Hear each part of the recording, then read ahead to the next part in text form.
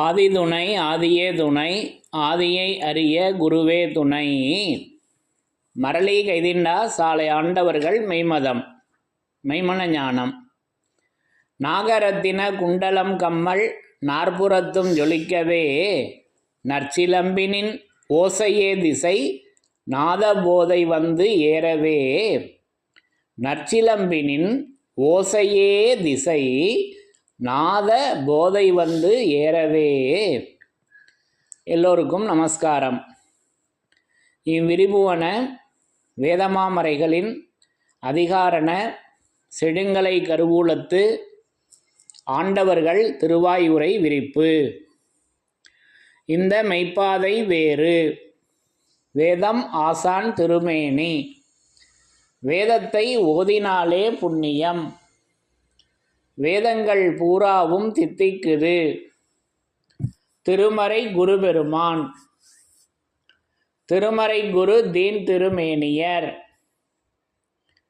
வேத ஏட்டில் எழுதியுள்ளதை படிப்பதன் பயன் இறைவனை காண்பதுதான்.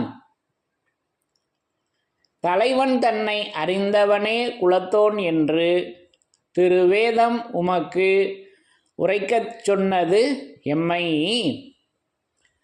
தலைவன் தன்னை அறிந்தவனே குலத்தோன் என்று திருவேதம் உமக்கு உரைக்கச் சொன்னது எம்மை என்ற நமது தெய்வமர்களின் உத்தரவின்படி நமது தெய்வமர்கள் என்றென்றும் திருமறை குருபெருமானாக நமக்கு எப்பவும் விளங்கி கொண்டிருக்காங்க. அப்போ அந்த திருமறையிலிருந்து யமனை வென்ற திருமறையின் சிறப்புகள் என்ற தலைப்பில் வேத வாக்கியங்களை ஒவ்வொன்றாக படித்து தரிசனம் செய்து வருகிறோம். அதன்படி இன்றைக்கு இந்த பதிவிற்காக நான் எடுத்துக்கொண்ட திருவாக்கியம் நம்முடைய திருமெஞ்ஞான குரலிருந்து ஒரு திருவாக்கியத்தினை எடுத்துக்கொண்டேன். அப்போ இந்த திருவாக்கியத்தில் நமது தெய்வமர்கள் எப்படி தெய்வமர்கள் திருமறையாக விளங்கி கொண்டு நமது தெய்வமர்கள் எப்படி திருமறையாக விளங்கி கொண்டு நமக்கு வருகின்ற அந்த யமபடர் அச்சத்தினை மாற்றி வைக்கின்றார்கள் என்பதை நமக்கு வேதத்தின் சிறப்பாக திருமறையின் சிறப்பாக அதை அருளி வச்சிருக்காங்க. அது எப்படி என்பதை முதல்ல வாசகங்களை படித்து தரிசனம் செய்யலாம். பிரம்மோதய மெய்வழிச்சாலை ஆண்டவர்கள் திருவாக்கியம். திருமெஞ்ஞான குரல் திருவாக்கியம் எண் 74, பக்கம் எண் 291. சாதிகளின் கர்த்தாவே, மனுவுக்கு மட்டும் பிரத்யேகமாக வாக்கறிவு கொடுக்கப்பெற்றுள்ளதே, அது எதற்கு என்று யோசித்து பார்த்தது உண்டா? இல்லை. உன்னதமான வாக்கறிவை இவனுக்கு கொடுத்தது 6வது அறிவை தேடி மேம்பாடு அடைவதற்காகவே தான். ஆனால் இவனோ அதை விட்டுவிட்டு யமனை தேடி எஜமானனாக ஆக்கிக் கொள்ளவே நிற்கிறான் என்று நமது குலதெய்வம் பிரம்மோதய மெய்வழிச்சாலை ஆண்டவர்கள் திருவாய் மலர்ந்து அருளியுள்ளார்கள். சாதிகளின் கர்த்தாவே. இப்போ இந்த திருவாக்கியத்தில் 6 உடல் எடுத்து 5 நுகர்ச்சியிலேயே கிடந்து உழன்று ஆரோர் செல்லுவதற்கு வழி தெரியாது இருந்த இந்த மனித குலம் நம்மை என்னை அல்லவா. உடல் என்னமோ 6 உடல் எடுத்தது 6 உடல் எடுத்தது. ஆனால் நுகர்ச்சி 5 தான் இருக்குது. அப்போ அந்த 6வது அறிவு என்னென்னே முதல்ல விளங்கிக்கலை. அதை பற்றி தான் இங்கே வந்து நமக்கு தெய்வமவங்க பேசி வர்றாங்க. அப்போ 6வது அறிவு என்கிட்ட இருக்கான்னா என்கிட்ட இல்லை, நமது தெய்வமவர்களிடம் மட்டுமே இருக்கிறது. ஒவ்வொரு மெஞ்ஞான மகத்துக்களிடம் இருக்கிறது. அவர்கள் தூளத்திருமேனியில் இருந்தப்ப அவர்களிடத்தில் அவர்கள் பேசி அந்த திருவாக்காக இருந்தது, அந்த அருள்வர்ஷிப்பாக இருந்தது. அந்த அருள்வர்ஷிப்பாக இருக்கிற அதை என்றைக்கும் இந்த உலக மக்களுக்கு வேண்டுமே என்று அதை வேதமாமறையில் எழுதி வைத்திருக்கிறார்கள். இப்போ இதெல்லாம் நம்ம வேதத்தின் சிறப்புகளில் படித்து தரிசனம் செய்திருக்கிறோம் அல்லவா. அப்போது ஒரு சீவேசர் சந்நிதி முன்னிலையில் அவர்களால் மறுபிறப்பாளனாக ஆகி ஜீவதேகத்தில் நுழைந்து அந்த கோடிசூரிய பிரம்ம பிரகாசனை சந்திக்க செய்து வைக்கும் ஆகம துலக்க அறிவே 6வது அறிவு. அதுதாங்க 6வது அறிவு. இதே திருமஞான குறள் 45வது திருவாக்கியம். ஆகம துலக்க அறிவே ஆறாவது அறிவு. திருவருட்குறள் 60வது திருவாக்கியத்தில் வேதம் இருக்கிறது, ஆறாவது அறிவு இருக்கிறது, சூக்கும தேகம் இருக்கிறது, ஆகவே உனக்கு அவற்றை விளக்கித்தர பாரவான்களும் வருவார்கள் என்பது நிச்சயம். இது திருவருட்குறள் 60ன் தீர்ப்பு. அப்போது இங்கே அறிவை நேராக சொல்லிட்டாங்க திருமறையாக அல்லவா. அப்போது அதை தான் நம்ம பெறணும் அல்லவா. அது இப்போ பிறந்தப்போ என்கிட்ட இருந்ததா? இல்லை. இப்போ இங்கே வேதத்தை படிச்சிட்டதுக்கு அப்புறம்தான் இது தெரியுது. இதுதான் ஆறாவது அறிவு என்று உணரும் பக்குவம் இப்போ வந்திருக்கு அல்லவா. அதை தான் இங்கே மின்னி காமிக்கிறாங்க. படிங்க. மனுவுக்கு மட்டும் பிரத்யேகமாக வாக்கறிவு கொடுக்கப்பெற்றுள்ளதே. வாக்கறிவு கொடுக்கப்பெற்றுள்ளதே. அது எதற்கு என்று யோசித்து பார்த்ததுண்டா? அப்போ அந்த வாக்கறிவு பேசுகின்ற அறிவு அல்லவா. அது ஒரு அறிவு இருக்கு. அது எதற்காக என்று யோசித்து பார்த்ததுண்டான்னா அதுதான் ஆறாவது அறிவாக நமக்கு. அந்த ஆறாவது அறிவை பற்றி பேசுவது தான் வாக்கறிவு அல்லவா. அதை பற்றி பேசணும். அந்த ஆறாவது அறிவை பற்றி. அது எதற்கு என்று யோசித்து பார்த்தது உண்டா? இல்லை. உன்னதமான வாக்கறிவை இவனுக்கு கொடுத்தது ஆறாவது அறிவை தேடி மேம்பாடு அடைவதற்காகவே தான். இப்போ ஆறாவது அறிவை தேடி, அப்போ அவங்க தேடி வரும் பொருளாக அவங்க விளங்கி கொண்டிருக்காங்க. அந்த ஆறாவது அறிவாக அந்த ஆறாவது அறிவை தேடி. அப்போ அதை எங்கே தேடணும்னா வேதத்தில் இருக்குது. வேதத்தில் ஒவ்வொரு வசனமாக இருக்குது. இப்போ அந்த வசனங்களை எல்லாம் தேடி எடுத்து பார்க்கணும். அப்போ அதை தான் தெய்வம் அவங்க திருவல்லிக்கேணி பிரசங்கத்தில் தான் தெரியும்.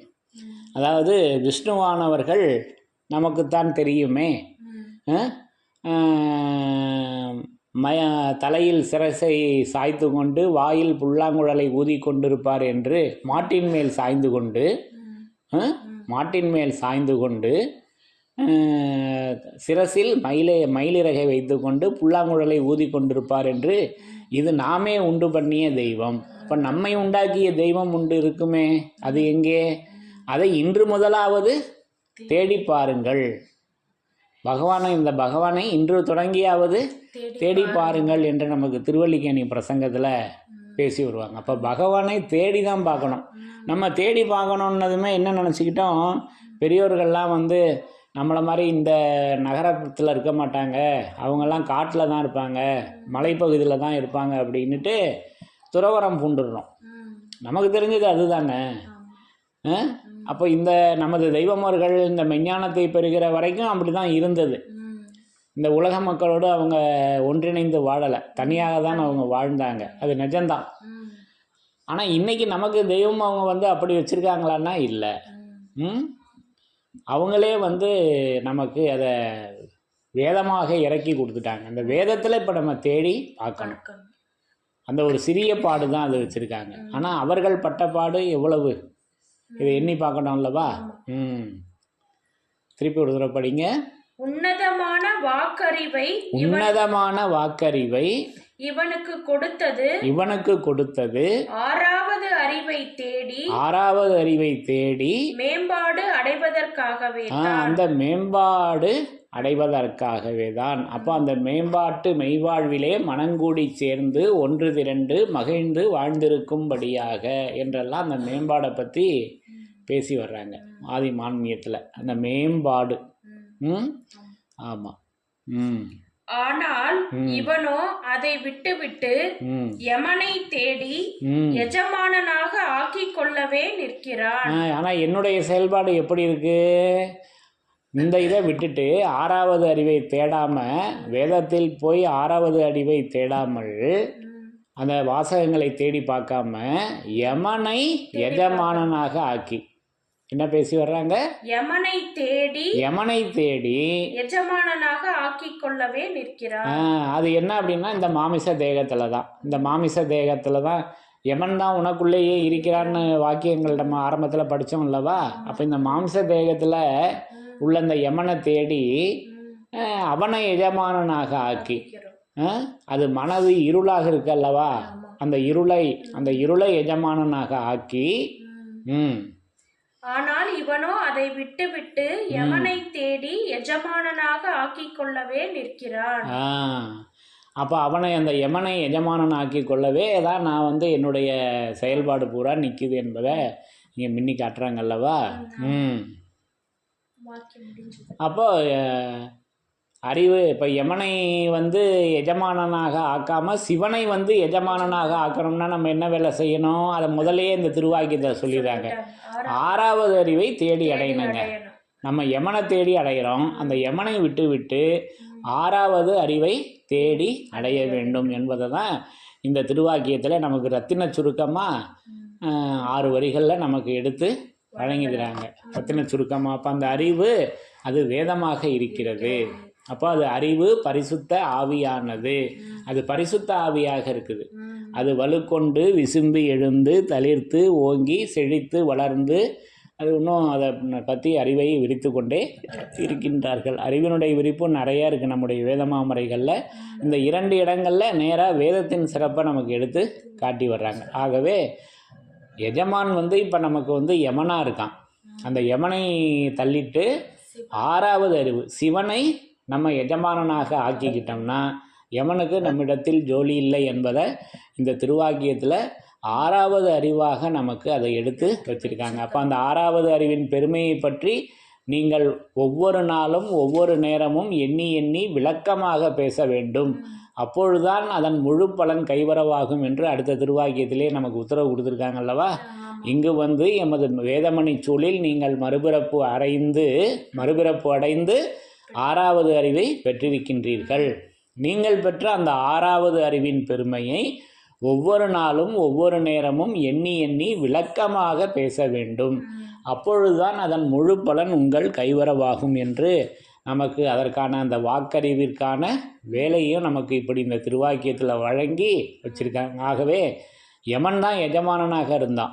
அந்த யமனை தள்ளிவிட்டுட்டு சிவனை ஆக்கணும், அந்த 6வது அறிவை ஆக்கி கொள்ள வேண்டும் என்பதை நமக்கு இங்கே எடுத்து சொல்லி அந்த திருமறை குருபெருமானாக நமது தெய்வமர்கள் விளங்கி கொண்டு நமக்கு வருகின்ற அந்த யமனை இப்படி மாற்றி வைக்கின்றார்கள் என்பதை இந்த திருவாக்கியத்தின் மூலம் நான் விளங்கி கொண்டேன் என்று கூறி யமனை வென்ற திருமறையின் சிறப்புகள் தொடரும். தலைவன் தன்னை அறிந்தவனே குலத்தோன் என்று திருவேதம் உமக்கு உரைக்கச் சொன்னது எம்மை. யமனை வென்ற திருமறையின் சிறப்புகள் தொடரும். எல்லோருக்கும் நமஸ்காரம்.